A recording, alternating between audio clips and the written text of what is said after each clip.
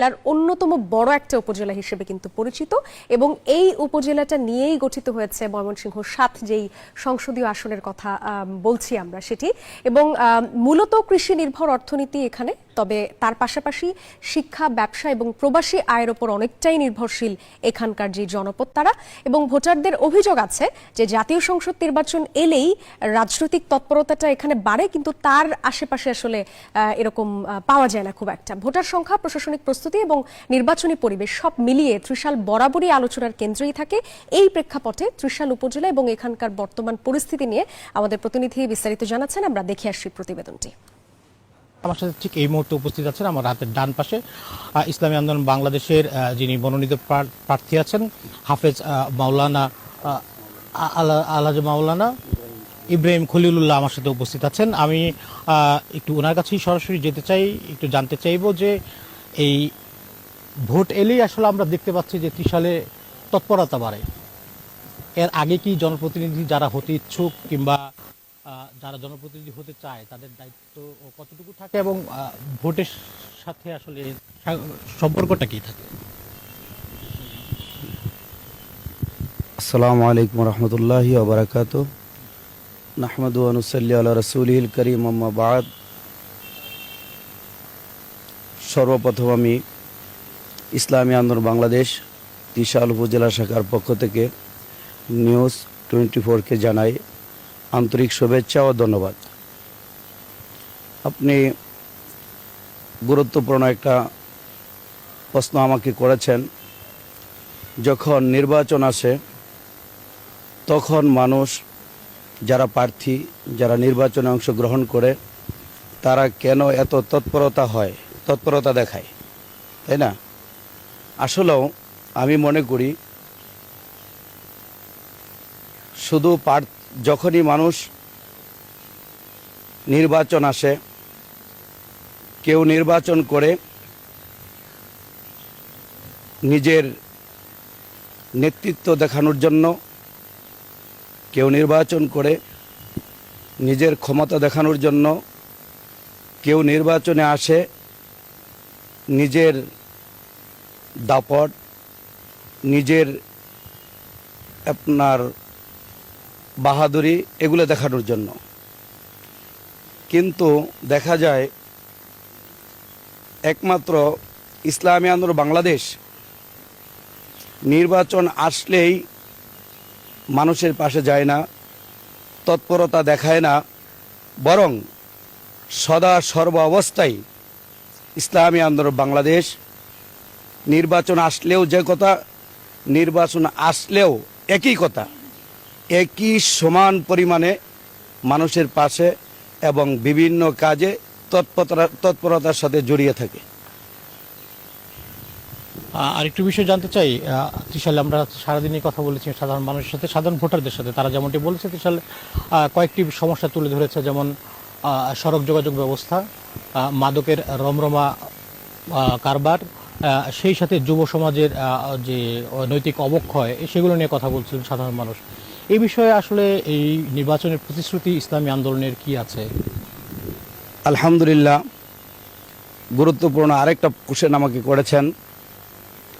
আপনারা হয়তো আমাকে সোশ্যাল মিডিয়াতে দেখেছেন, আমি শুধু নির্বাচন আমি আসব কি না এটা আমি জানি না, নির্বাচনে আসার আগে, আমি প্রার্থী হওয়ার আগে এই মাদক নিয়ে প্রতিটা ইউনিয়নে, প্রতিটা মহল্লায়, প্রতিটা গ্রামে প্রশাসনকে উৎসাহিত করে যেভাবে নির্মূল এই মাদককে জিরো টলারে আনা যায়, এই জন্য আমি বিশেষ তৎপরতা চালিয়েছিলাম, এখন পর্যন্ত আছি এবং ভবিষ্যতে ইনশাল্লাহ এই মাদক যেন জিরো টলারে আসে সেই জন্য ইসলামী আন্দোলন বাংলাদেশ হাত পাকার দায়িত্বশীলরা, নেতাকর্মীরা কাজ চালিয়ে যাচ্ছেন। নির্বাচনে তো অনেক প্রার্থী আছেন, আপনি ছাড়াও আরও বেশ কয়েকজন হেভিওয়েট প্রার্থী আছেন। আমি একটু জানতে চাই যে ইসলামী আন্দোলন বাংলাদেশকে কেন সাধারণ ভোটাররা বেছে নেবে বলে মনে করছেন? আলহামদুলিল্লাহ, আপনি যতই কোশ্চেন আমাকে করতেছেন, আমি মনে করতেছি প্রত্যেকটা কোশ্চেন গোটা বাংলার মানুষের জন্য, প্রত্যেকটা মানুষের জন্য অত্যন্ত জরুরি এই জন্য আবারও আপনাকে ইসলামী আন্দোলন বাংলাদেশ ত্রিশাল উপজেলা শাখার পক্ষ থেকে আন্তরিক শুভেচ্ছা ও ধন্যবাদ না জানিয়ে আমি পাচ্ছি না। আপনি যে কোশ্চেনটা করেছেন, ইসলামী আন্দোলন বাংলাদেশ তথা হাত পাকার লোকজনকে, হাত পাকার প্রার্থীকে কেন ভোটাররা চায়, আপনার প্রশ্ন তো এটাই। আপনারা দেখেছেন 5ই আগস্টের পরে ইসলামী আন্দোলন বাংলাদেশ তথা আমি যেভাবে মানুষের পাশে দাঁড়িয়েছি, আপনারা দেখেছেন 5ই আগস্টের দিন আমাদের ত্রিশাল থানা যেভাবে কিছু কুচক্রি মহল পুলিশ প্রশাসনের উপর আক্রমণ করেছিল, থানা ভাঙচুর করার জন্য যেভাবে তৎপরতা শুরু করে দিয়েছিল, তখন আমি আমার নেতৃত্বে শতাধিক নেতাকর্মী নিয়ে ইসলামী আন্দোলন বাংলাদেশ ত্রিশাল উপজেলা শাখার নেতাকর্মী নিয়ে আমি একটানা রাত দিন প্রায় 7 দিন অবস্থান করেছিলাম থানার গেটে, যেন সরকারের কোনো সম্পদ, সরকারের কোনো পয়সা, কোনো সরকারি কোনো সম্পদ যেন কোনো ধরনের ক্ষতি না হয়, সেই জন্য নিজেদের জীবনের উপরে ঝুঁকি নিয়ে আমি থানা পাহারার দায়িত্ব পালন করেছিলাম। এবং পাশাপাশি একটু সময় স্বল্পতার কারণে থামাচ্ছি, হয়তো পরবর্তীতে আবার যোগাযোগ করব। শুনছিলেন ইসলামী আন্দোলনের মনোনীত প্রার্থী যিনি আছেন, তার কথা আমরা একটু স্টুডিওতে ফিরছি। নোমান, ধন্যবাদ আপনাকে। আমরা আবারও ফিরবো। দর্শক, সহকর্মী নোমান আমাদের সাথে যুক্ত ছিলেন, তিনি ময়মনসিংহ 7 আসনের কথা জানাচ্ছিলেন। একটা বিরতি নিয়ে আসছি। আপনারা দেখছেন জেরুসালেম নির্বাচনের পথে। ময়মনসিংহ 7 যেই সংসদীয় আসন সেখানে, এবং সেখানে আছেন আমাদের সহকর্মী সৈয়দ নোমান। আমরা তার কাছেই চলে যেতে চাই আবারও। নোমান, আবারও আপনার কাছে চলে আসলাম। একটু জানতে চাই যে প্রার্থী আপনার সঙ্গে রয়েছেন, তারা আসলে এই অঞ্চলের উন্নয়নের জন্য কি কি প্রতিশ্রুতি দিচ্ছেন, কি করতে চান, জানাবেন।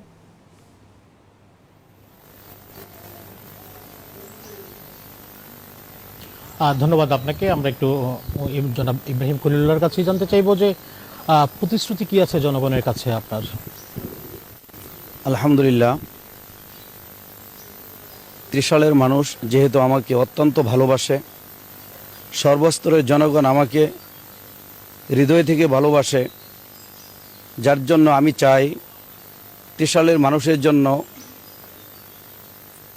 আজকে থেকে পূর্ব পর্যন্ত আমি যেভাবে ধারাবাহিকভাবে কাজ করে আসছি, মানুষ, ত্রিশালের জনগণ খুবই স্বতঃস্ফূর্ত এবং সন্তুষ্ট।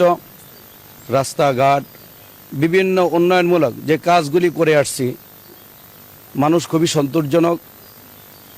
তারই ধারাবাহিকতার সাথে আমি মানুষকে, ত্রিশালের জনগণকে আমি আশ্বস্ত করতে চাই, আল্লাহ তাআলা যদি আমাকে এই ত্রিশাল আসন থেকে কবুল করে, ত্রিশাল মানুষের যে কষ্ট, রাস্তাঘাট, বিভিন্ন ধরনের যে কষ্ট আছে, ইনশাআল্লাহ আমি কষ্টগুলি দূর করে দেওয়ার জন্য সাধ্য অনুযায়ী চেষ্টা করব। বিশেষ করে আপনারা দেখেছেন 5 আগস্টের পূর্বে যেমন চাঁদাবাজি ত্রিশালে ছিল, 5 আগস্টের পরেও ছিল। আল্লাহ রহমতে যখন আমি পুরাপুরি ভূমিকা ইসলামী আন্দোলন বাংলাদেশ ত্রিশাল উপজেলা শাখার নেতৃবৃন্দদেরকে নিয়ে যখন পুরাপুরি মাঠে নেমেছি, আল্লাহ রহমতে মানুষের জনগণকে সঙ্গে নিয়ে যখন মাঠে নেমেছি, চাঁদাবাজি, দুর্নীতি অনেকটা আল্লাহ রহমতে কমে গিয়েছে। এই জন্য ত্রিশালের জনগণ আমাকে অত্যন্ত ভালোবাসে এবং জনগণ আমাকে ভোট দিতে চায়। আমিও জনগণের জন্য কাজ করতে চাই। জনগণ যদি আমাকে ভোট দেয় এবং আল্লাহ যদি কবুল করে, আল্লাহ কবুল না করলে কিছু হয় না, আল্লাহ তাআলা যদি কবুল করে, তাহলে আমি এই ত্রিশালকে সন্ত্রাসমুক্ত, চাঁদামুক্ত, মাদক মুক্ত, দুর্নীতি মুক্ত, দুঃশাসন মুক্ত আমি করতে চাই ইনশাল্লাহ। এবং ইনশাল্লাহ আমি করবই। আমি এই প্রতিজ্ঞা দিতে পারি, আমি এই ত্রিশালের মানুষ যেন শান্তিতে বসবাস করতে পারে, দরজা খুলে ঘুমাইতে পারে, এই পরিবেশ ইনশাল্লাহ আমি ইসলামী আন্দোলনের পক্ষ থেকে ইনশাল্লাহ আমি করব, আল্লাহ যদি তৌফিক দান করেন। ত্রিশালে শিল্পায়নের ছোঁয়া লেগেছে। নতুন নতুন শিল্প কারখানা গড়ে উঠছে, সেদিকে দৃষ্টি কেমন ইসলামী আন্দোলন বাংলাদেশের?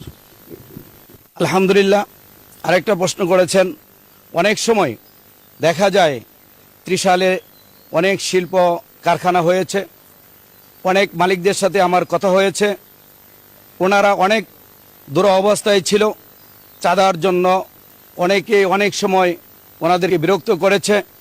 কিন্তু যখন আমি ওনাদের সাথে কথা বলেছি, ওনাদেরকে আশ্বস্ত করেছি যতদিন ইসলামী আন্দোলন বাংলাদেশ বিশাল উপজেলা শাখায় জিন্দা থাকবে ততদিন আপনারা সাহায্য সহযোগিতা পাবেন, আপনাদেরকে চাঁদা দিতে হবে না, আপনাদের সন্ত্রাসের ভয় আপনাদের নাই। যদি কেহ আপনাদের কাছে চাঁদা দাবি করে সরাসরি আমাকে অথবা আমাদের নেতাকর্মীদেরকে আহ্বান করবেন, আমরা সঙ্গে সঙ্গে আপনাদের পাশে জড়িয়ে পড়ব ইনশাআল্লাহ। আল্লাহর রহমতে এখন এই কোম্পানিগুলি আশ্বস্ত হচ্ছে, আল্লাহর রহমতে তারা স্বাচ্ছন্দ্যে তারা ত্রিশালে জমিনে কোম্পানি চালাচ্ছে আল্লাহর রহমতে। ধন্যবাদ জনাব ইব্রাহিম মোহাম্মদ খলিলুল্লাহ। শুনছিলেন ত্রিশালের ইসলামী আন্দোলন বাংলাদেশের মনোনীত প্রার্থী, তার নির্বাচনী প্রতিশ্রুতি।